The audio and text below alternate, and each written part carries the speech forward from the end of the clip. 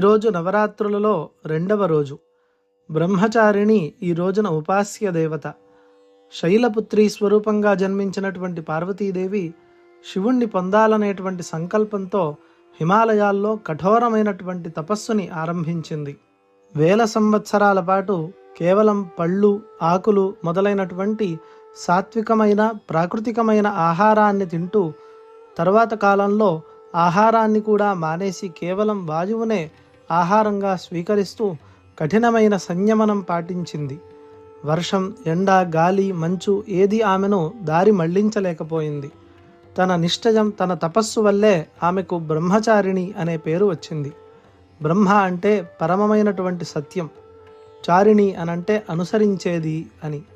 అందువల్ల బ్రహ్మచారిణి అంటే పరమసత్యాన్ని అనుసరించేటువంటి దేవి అని అర్థం.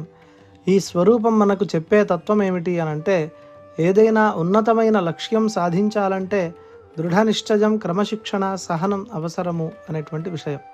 ఇక ఈ దేవత యొక్క ధ్యాన శ్లోకము: దధానా కర పద్మాభ్యాం అక్షమాలా కమండలు దేవీ ప్రసీదతు మయి బ్రహ్మచారిణ్యనుత్తమా.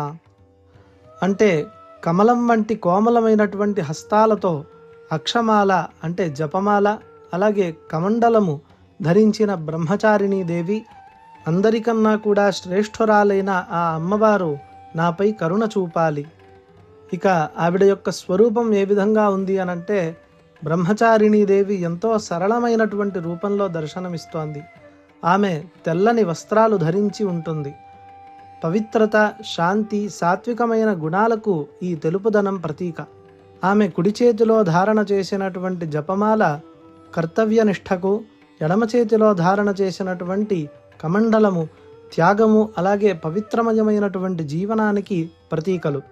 బ్రహ్మచర్యం వల్ల వచ్చేటువంటి బ్రహ్మ తేజస్సుతో వెలిగేటువంటి స్వరూపము ఈవిడ యొక్క రూపము. ఈ రూపం మనకు ధైర్యాన్ని, ఓర్పుని, మనోనిగ్రహాన్ని ప్రసాదిస్తుంది. బ్రహ్మచారిణీ దేవిని ఆరాధించేటువంటి భక్తులకు అపారమైన ఓర్పు, సహనం లభిస్తుంది. విద్యార్థులకైతే ఏకాగ్రత, ధ్యేయ సాధన శక్తి పెరుగుతుంది. ఇంద్రియాలను నియంత్రించుకునేటువంటి శక్తి మనకి వస్తుంది. వ్యసనాలు, చెడు అలవాట్ల నుండి ముక్తి లభిస్తుంది. ఆధ్యాత్మిక మార్గంలో భక్తి, నిష్ఠ పెరుగుతాయి. ఆమె మూలాధార, స్వాధిష్టాన చక్రాలను సమతుల్యం చేస్తుంది. ఈ రోజున ఆవిడ ధరించేటువంటి వస్త్రం యొక్క రంగు నీలము లేదా తెలుపు. ఆమెకు చక్కెర, పంచామృతం నైవేద్యంగా సమర్పించాలి. ఈ అమ్మవారిని జపించేటువంటి మంత్రము శ్రీ బ్రహ్మచారిణ్యై దుర్గాయై నమః. ఈ మంత్రాన్ని 108 సార్లు జపిస్తే మనలో మానసిక బలము, ఏకాగ్రత పెరుగుతాయి. బ్రహ్మచారిణి మనలో దాగి ఉన్నటువంటి సంకల్ప శక్తిని మేల్కొల్పేటువంటి స్వరూపము. ఆమె యొక్క అవతార సందేశం ఏమిటి అనంటే, మనస్సు ఏకాగ్రంగా, సంకల్పం దృఢంగా ఉంటే ఎలాంటి లక్ష్యమైనా సాధించవచ్చు అనేటువంటి సందేశం.